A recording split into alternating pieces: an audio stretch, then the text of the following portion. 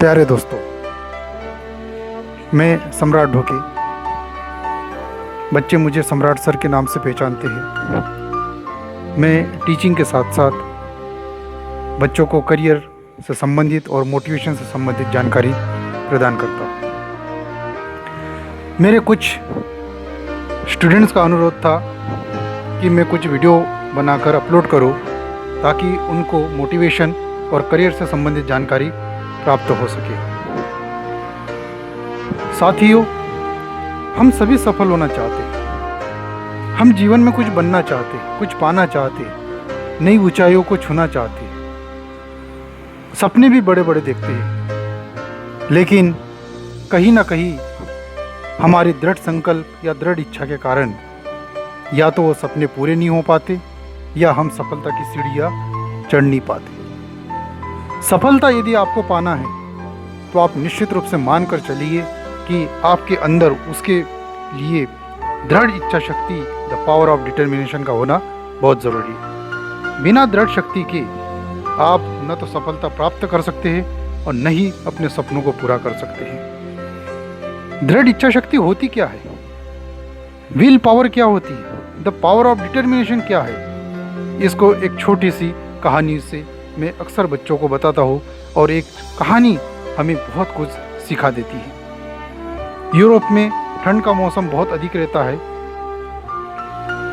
ऐसे ही ठंड के मौसम में एक पहाड़ी क्षेत्र में एक स्कूल था और उस स्कूल में बच्चे प्रतिदिन पढ़ाई करते थे। उसी विद्यालय के एक बच्चे का यह कार्य होता था कि वह स्कूल में थोड़ा सा पहले आकर लकड़ियों को इकट्ठा करता था और लकड़ियों को जलाकर उस स्कूल को या कमरे को गर्म करता था। उसके पश्चात सभी बच्चे आते थे और शिक्षक से अध्यापन कार्य पूर्ण करते थे। ऐसा निरंतर चलता रहा।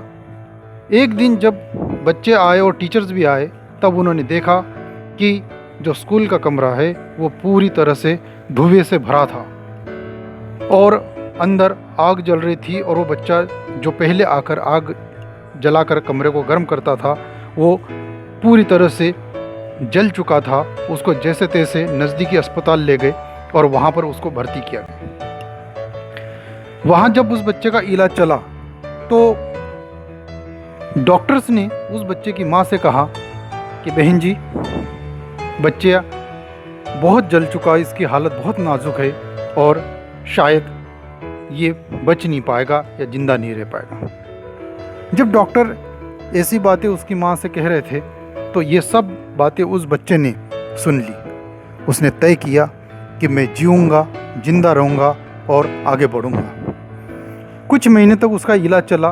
बच्चा जिंदा तो रह गया, लेकिन उसके कमर के नीचे का हिस्सा पूरी तरह से काम करना बंद कर दिया।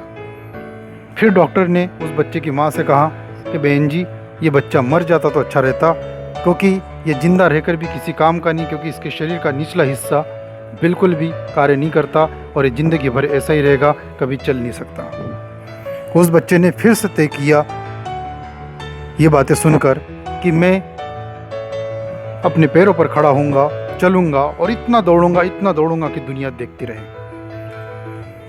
आखिर कुछ समय उसका इलाज चला। इलाज चलने के बाद उसे अस्पताल से छुट्टी दी गई और बच्चा व्हील चेयर पर बैठकर अपने घर गया। घर पर प्रतिदिन उसकी माँ उसके पैरों की मालिश करती थी और मालिश करने के बाद उस बच्चे को बाहर जो गार्डन था उस गार्डन में लाकर छोड़ती थी ताकि वो व्हील चेयर से इधर उधर घूम फिर सके।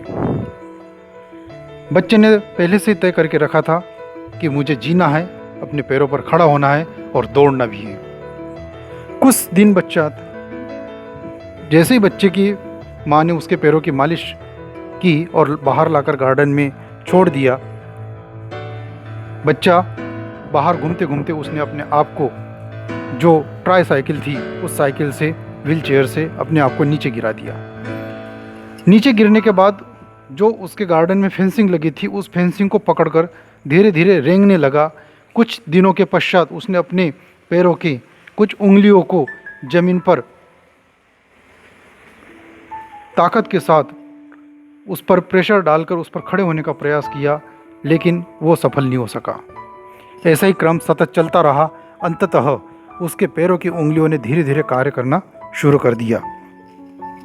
अब उसने निश्चित रूप से यह मान चुका था वो कि मैं ठीक होऊंगा, मैं चलूंगा, दौड़ूंगा भी। आखिर अंततः उसने अपने पैरों की उंगलियों पर खड़े होना शुरू किया। धीरे धीरे पैरों के बल पर वो कदम कदम चलने लगा और अंततः वो धीरे धीरे चलना फिरना उसने शुरू किया। कुछ समय पश्चात उस धीरे धीरे वो विद्यालय जाने लगा। विद्यालय जाते जाते कुछ दौड़ने भी लगा और दौड़ते दौड़ते धीरे धीरे उसने स्कूल की गतिविधि में हिस्सा लेना भी शुरू किया। स्कूली जीवन में जब कुछ दौड़ की प्रतियोगिताएं होती थी तो वो उसमें हिस्सा भी लेता था और उसमें भी विजेता बनता था। आगे चलकर कॉलेज में जाने के पश्चात उस बच्चे ने कुछ बड़ी प्रतियोगिताएं भी जीती और अंततः वह दिन आ गया जब उस बच्चे ने दुनिया के सबसे बड़े खेल ओलंपिक खेल में 100 मीटर के दौड़ में स्वर्ण पदक गोल्ड मेडल हासिल किया और उस बच्चे का नाम था डॉक्टर ग्लेन कनिंघम। प्यारे बच्चों, ये जो कहानी मैंने आपको सुनाई है, ये निश्चित रूप से मानकर चलिए कि उस बच्चे की जो दृढ़ शक्ति थी, इच्छा शक्ति थी, विल पावर था, उसी के कारण संभव हो सका। यदि इस प्रकार की इच्छा शक्ति उसके अंदर नहीं होती तो शायद वो सफल नहीं हो पाता और आज इतिहास में उसका नाम इतना रोशन नहीं हो पाता और हम उसका अध्ययन नहीं कर पाते। इसलिए आप सभी निश्चित रूप से अपने अंदर की जो विल पावर है, इच्छा शक्ति है, उसे मजबूत करिए और अपने सपनों को बरकरार रखिए और तब तक हार न माने जब तक कि आप सफल न हो जाते। और मेरा तो यहाँ तक मानना है कि हार के लिए तो कोई जगह ही नहीं होनी चाहिए। निश्चित रूप से आप अपने आप पर अडिग रहे, टिके रहे, अपने सपनों को जी जान लगा दे, सपनों को पूरा करने का भरसक प्रयास करे और अपने मन में, मस्तिष्क में एक चीज़ मान कर चले कि I can, I can, I can. हाँ, मैं कर सकता हूँ, कर सकता हूँ, कर सकता हूँ। ज़रूर आपकी विजय होगी, ज़रूर आपकी विजय होगी, ज़रूर आपकी विजय होगी।